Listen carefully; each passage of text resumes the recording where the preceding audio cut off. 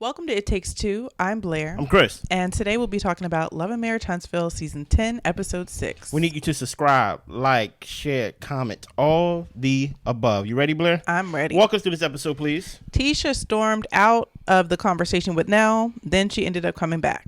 She wants to finish the conversation, but she doesn't want Nell to raise her voice because she has her son's PTA meetings at this place. Okay.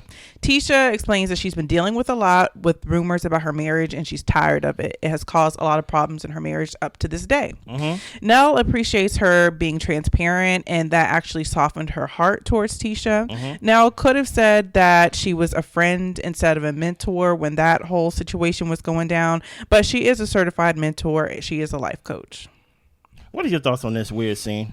I feel like Tisha still didn't take any accountability for anything that she did. I mean, all she really did is explain that, you know, she was hurt by what Chris said because of everything that she's dealt with. She also, I feel like, wasn't extremely transparent about how it has affected their marriage. But I guess if she doesn't want to share, then she shouldn't be on the show anymore. I don't know what to say. Like, we come on the show to learn about these lives and what's actually going on. Yeah. When people start building up these walls, it just seems like you guys don't want to be vulnerable for the cameras, and that's fine because I wouldn't. But then there's really not much to talk about. Then is there? No, it's not. Yeah. First of all, the fact that I'm happy someone in production went to go get you and tell you, listen here, you ain't leaving the scene because we did a good job trying to rent out this scene for y'all and things of that nature, try to film in here, and you ain't just going to show up and leave within 5 minutes. So come in here and actually do your job. Yeah. You know what I mean? Number two, no one told you to choose this place to where you talking about I have my children PSA meetings here. Like, it's always seemed like there's always some type of like, you know what, you're not going to embarrass me because, you know, my kids, I'm a mom and things like that. Mind you, we have other scenes on TV, on national television, that you embarrass yourself, but because this is where you have parent-teacher meetings or whatever, this is like the line that you draw. I don't understand it. Now I understand that you are a mentor and you could be certified, but you just can't be everybody's mentor. You can't make me part of your mentee class because you are a mentor, even though you are certified, that you say. So it just came off as a scene that really led to nowhere. Nothing was solved. I'm kind of over the season 1 drama of basically trying to catch Marsau cheating, to the point where even the new castmates is now brought into the old drama. They wasn't even here during that time, so I don't even understand why we care as viewers of if Marsau is cheating or not cheating on Tisha. It's old news to us. Like, this is just an excuse to talk about something old besides actually what's going on in your lives today, presently. Right. That's how I view it. Maurice and Kimmy meet up. He is going to meet up with Martell. He doesn't like the fact that he's spiraling and he doesn't recognize who Martell is. Okay. Kimmy says that this Martell isn't new. When he's upset, he reacts this way, and he's putting fuel on the fire, then crying, "Help me," to get out of the fire. Yeah. Maurice asks her if she ever looked at it from his perspective. We all know Martell is one of the nicest men that he's ever met. He doesn't want Martell to lose all that he was for what has happened, and he doesn't think that Martell likes the person that he's become. Kimmy says, look, you've had several conversations with him. They go well in the moment, but then he throws you under the bus the next moment. Yeah. Maurice looks at Martell as a kid and he feels like he's hurting people because he's hurt. Kimmy tells him point blank, I don't think he respects you. He looks at you as an extension of your brother. Martell said that y'all didn't do enough to be catered to your wives. Yeah. He thought that the people that weren't as great as him were able to keep their families and he didn't, and now he feels like it's unfair. Kimmy says at this point you really could be spending more time with Monster like I've been asking you to, instead of trying to spend time with Martell. Nice dig at the end. Should I go first or you go first, Blair? I'll go first. Okay. Because I don't have much to say.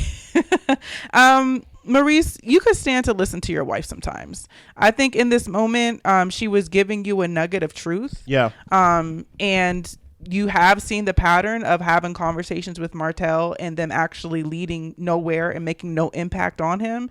So do you really want to waste your breath on this person some more? And for Maurice, if you do, that's fine. I mean, that's your prerogative, but Kimmy's not lying to you. Now, yeah. Kimmy, where was all of this pretty much knowing and understanding of Martell's character when Melody was going through what she was going through?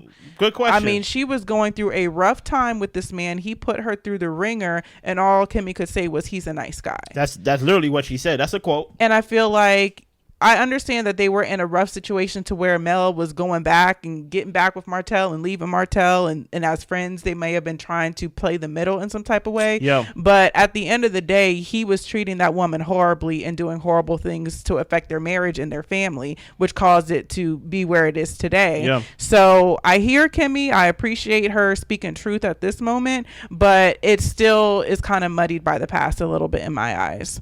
And honestly, her comment at the end, I agree with it.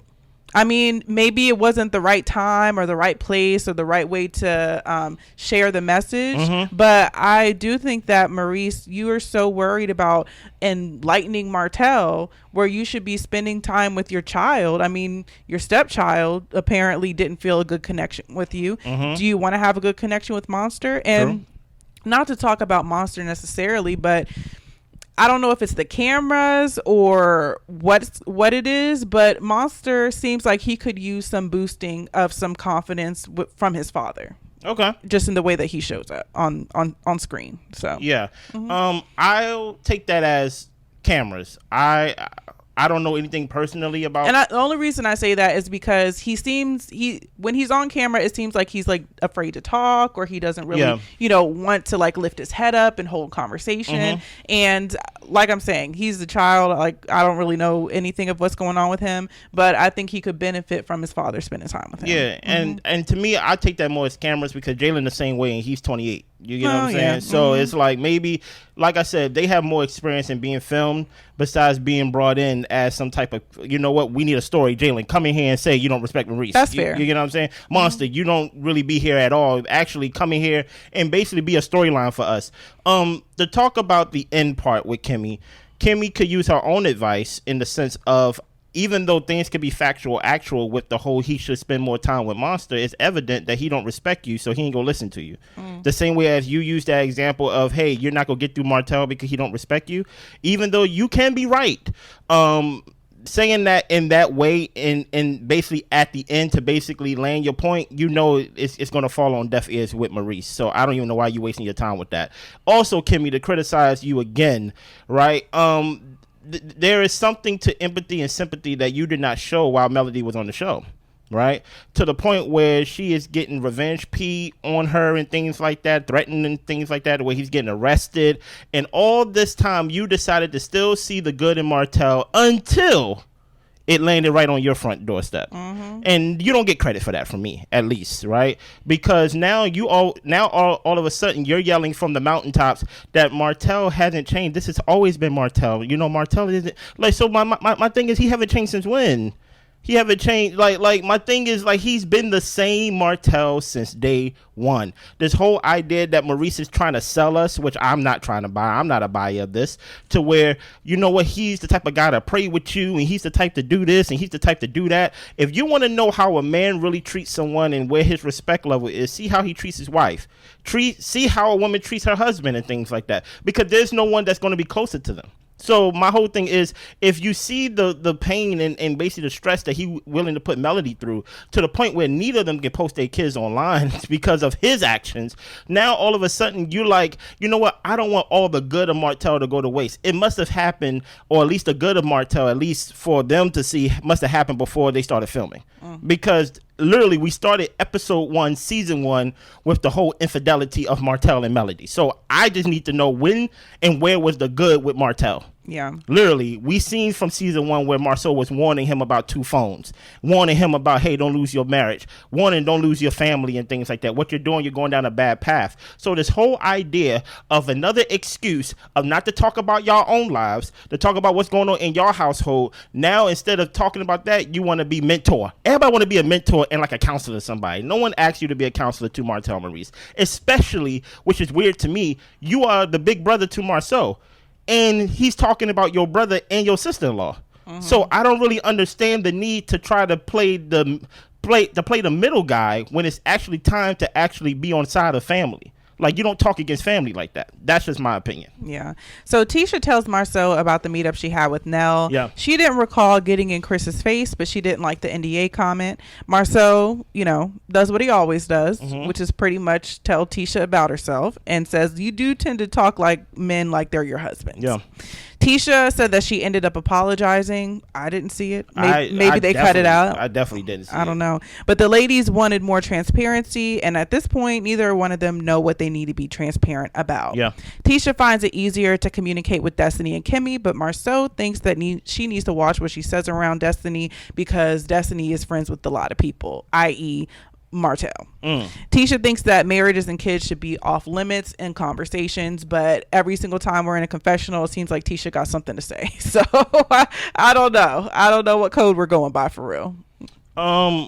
Since they don't want to talk about their lives and things like that, because this is another scene where we're literally in their house and they're not talking about themselves, I'm going to create my own storyline with Marsau and Tisha, right? Okay. So with Marsau and Tisha, one thing that happened with them was that their daughter was downstairs and Marsau was asking, where did that attitude come from? Like, what's going on here? Maybe there's trouble in the household.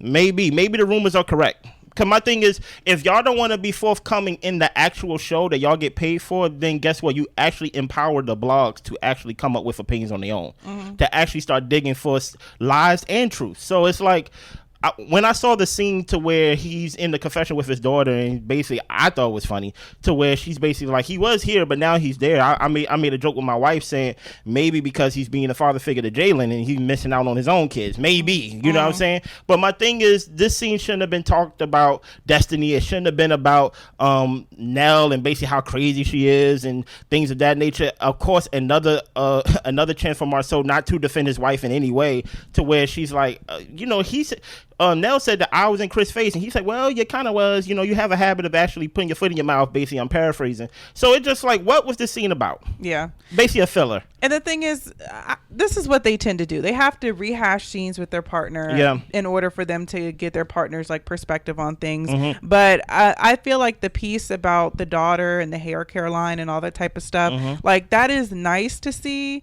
but it's not a need to see. And when we're talking about wanting to see their businesses and how well they're doing, I think it goes beyond mentioning a hair care line or standing at a construction site. I feel like we really lost the plot of the show, and I know it's always been about marriage and family, but I really like the idea of the comeback group and them doing work and doing things together, but it seems like, where is the positive momentum? Like, where is the positivity? And to your point, it just feels like from our main characters, we shouldn't have filler scenes from them, right? Like, we should feel good when we see Marsau and Tisha on our screen, because they are one of the OG members of the cast. So I can expect a filler scene from even Trisha or even Nell and Chris even, but not from Marsau and Tisha. It just seems like y'all mailing it in because y'all know that y'all gonna get paid and things like that. It basically was a scene that wasn't needed, in my opinion. Yeah, so Nell and Chris chat, and Nell is basically talking about how the whole Destiny situation went down. Okay. The relationship with Lance wasn't exclusive. They were not intimate, so Lance had his needs met elsewhere. Nell doesn't think that he owes Destiny anything. And Nell then tells Chris about how Latisha felt her marriage was being under attack, but nobody has caught Marsau, and how Tisha does not believe the Martell interview. And at this point, they squashed it. They're good now. And I think this is like, if we could give an example of a good scene that rehashes something but also gives something, I felt like this, gave more of Nell's perspective on the Lance situation. I thought it was kind of like, crazy for her to... I also think it was a bad perspective, but yeah, you're right. I thought it was kind of wild for her to say what she said, but it gave me something to chew on. I'll put it that way. Yeah, I think Nell is being a typical boy mom in this way, to where my son can do no wrong, even though you had to be there to help him take care of these kids that he keep putting you in situations to where boundaries got to be set, and boundaries are broken and things like that, and boundaries are it's like he can do no wrong, to the point where you willing to say, I don't care what Chris say,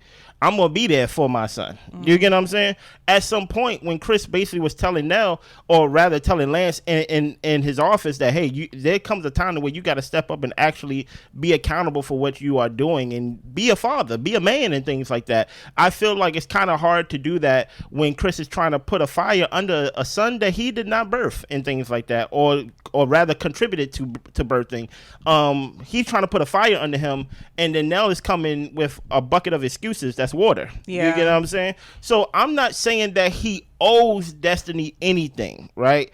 At the same time, like, I think there needs to be some accountability to Lance of, hey, what pipe dream did you sell Destiny? You get what I'm saying? What did you tell her? It's easy to put the accountability on somebody else that's not part of your family. And it's like, hey, you need to move better.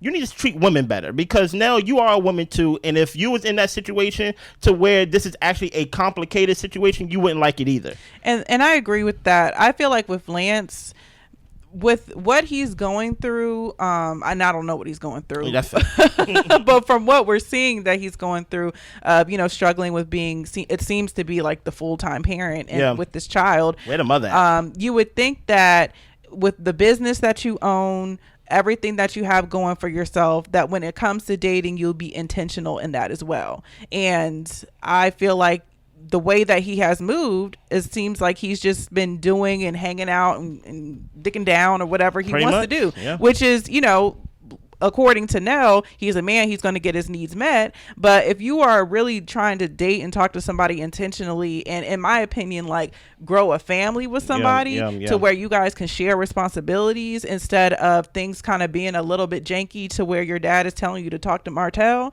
that's something that you need to clean up your front porch about. 100%. So 100%.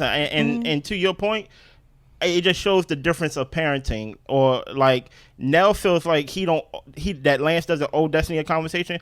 Chris is saying you owe Destiny a conversation, at least some type of sit down to where y'all could come to some common thread. You get what I'm saying? But boy moms, who knows? Yeah. So Maurice and Martell have their sit down. Yeah.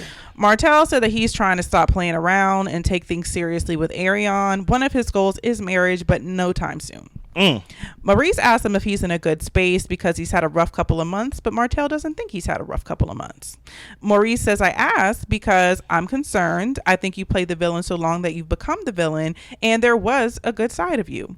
Well, Martell is going to be fighting back at this point. He wasn't fighting back before, but he feels like people keep coming at him. They're lying about things, and he had to get his get back. And that's why he brought that woman forward. Maurice knows that Martell is going to try to justify anything and everything that he does. Martell didn't want to put the interview out. He was doing lives. Apparently, his lives were to be a warning to Tisha and Marsau, so they would reach out to him and apologize. But because they didn't do that, he went ahead and put the interview out. That don't even make sense, but go ahead, continue. Martell did apologize to Maurice for catching strays during the interview. And Martell says, you're over here trying to talk to me, but you could have talked to your brother and told him to chill on me. In LA, Martell was upset because when Martell was explaining his situation, Maurice did some type of look or didn't look at him, something like that. And Maurice was just like, well, it's because I'm a lawyer.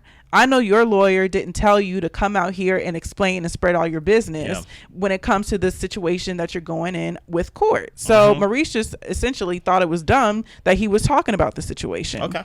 Then he starts talking about his DUI situation. Why?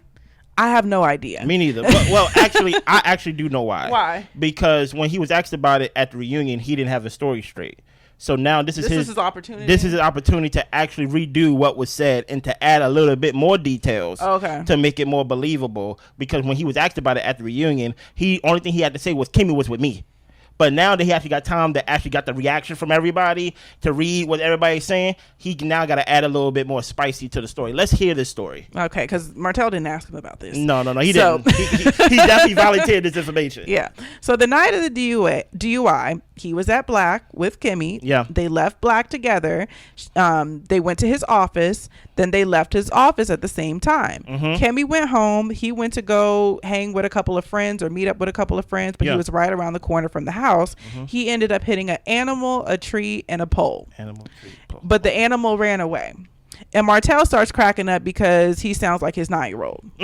Maurice also had a concussion. Oh, I ain't know about that. Maurice says, look, the funny part is the case was dismissed. And he asked Martell, does he find humor in his case? And Martell says, I will when my case is dismissed too. Let's take a beat for a second. Okay. Right? Let's just go over everything that just happened. Right. First of all, Maurice, no one made you do this. Your wife even tried to warn you not to do it. Right. Yeah. Waste of time. You went there to show compassion because you said you care about the good guy in Martell, but the wife is telling you there's no good guy there, that he's a manipulator, that he's basically a facade. Right. So if I'm just thinking, if I've seen more of your bad side than your good side, I would think that when you are showing your good side, that you're actually faking. That's not the real you. Right, that's the fake part. So right. the fake part may be the Bible reading. The fake part may be the only real part that I haven't heard Melody criticize Martell about is actually him being a father. That's the only part that I haven't heard her say anything bad about. Right, but it just seems like everybody want to see the good in Martell. In my opinion, I feel like Maurice is doing this to basically find any excuse not to talk about this whole DUI case. You get what I'm saying? This whole, or even where him and Kimmi stands in the whole thing. Because for one, to go with,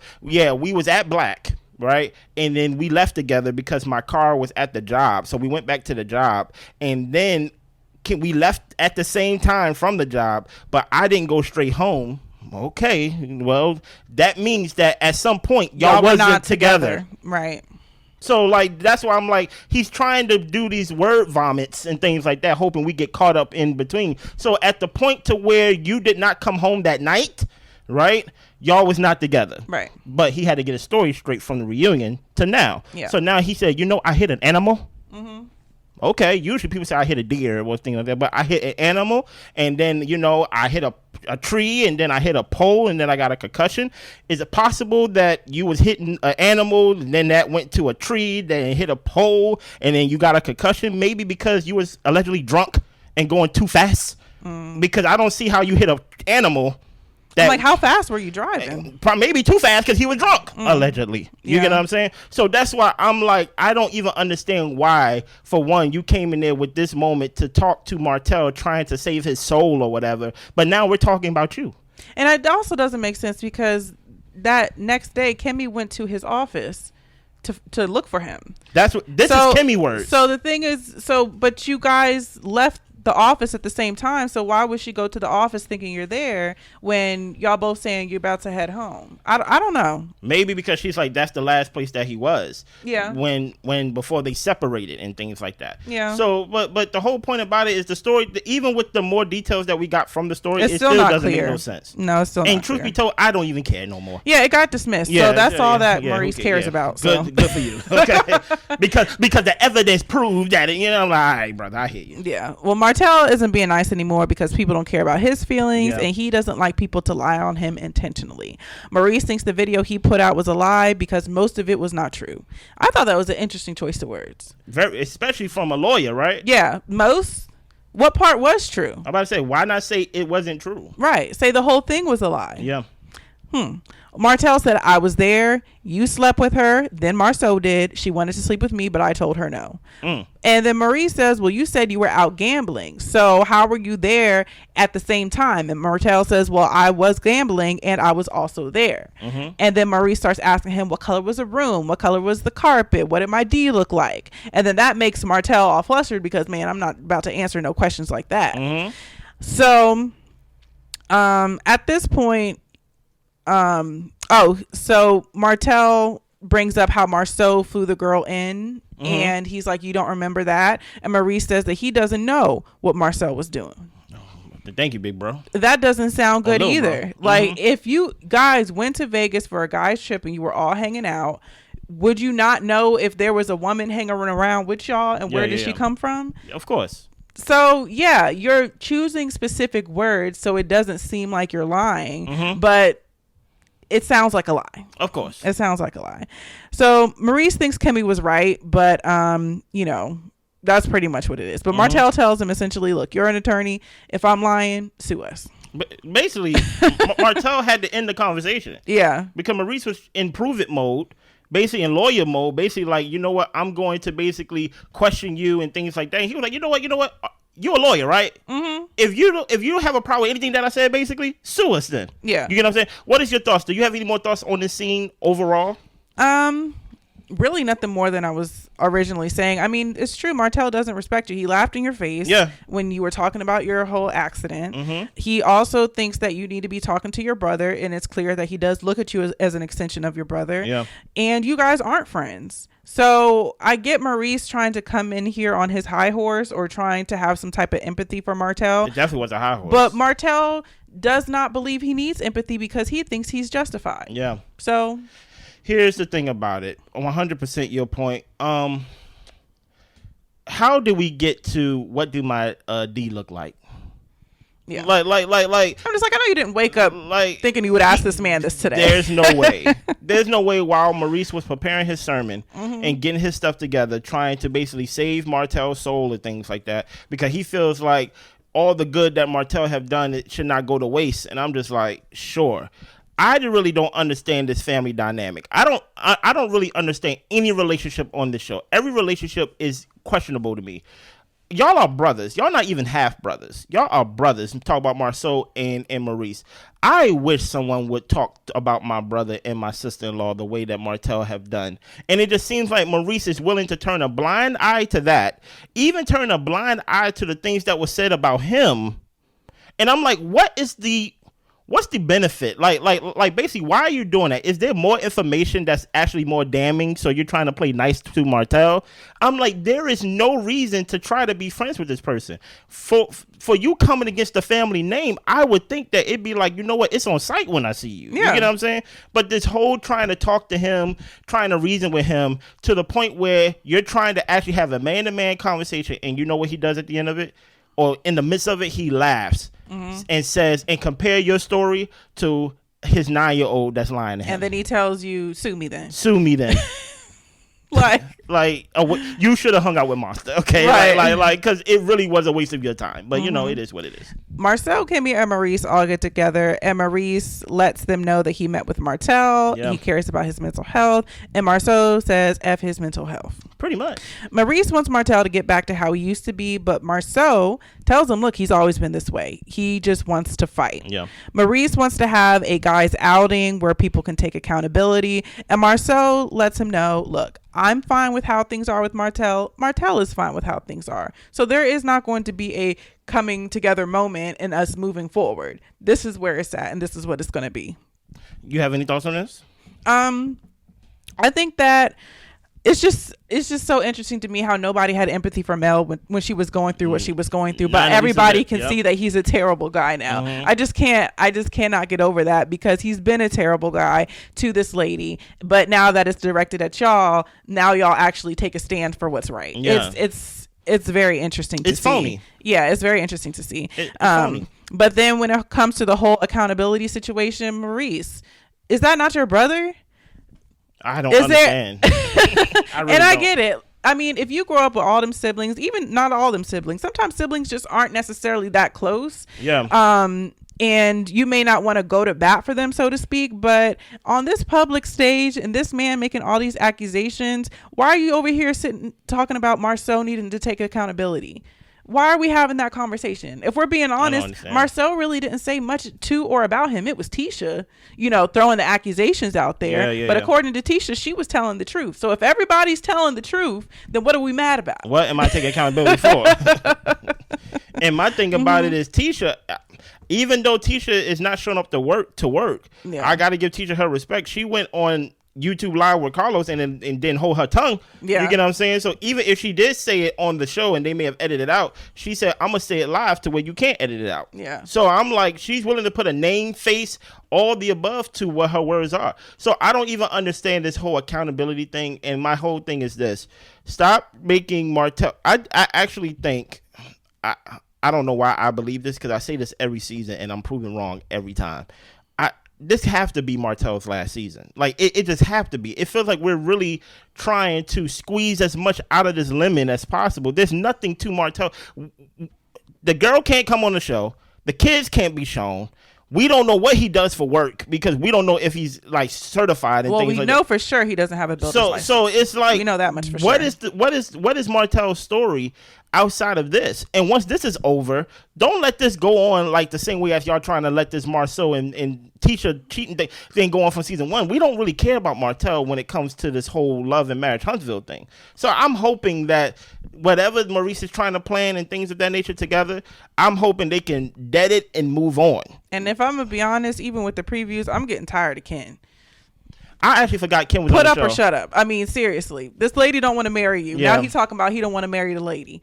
why y'all together then? Get off the pot. Exactly. What are we talking off about? the pot. Anything else? That's all I got. I got to do a little housekeeping, just a little housekeeping, because I care about the people and I want to save the people just a little bit. Okay. I'll just give them a little warning, right? The show is called It Takes Two. It is me, Christopher, and it is my wife, Blair, right? There will never be a time, unless work happens, to where, you know what?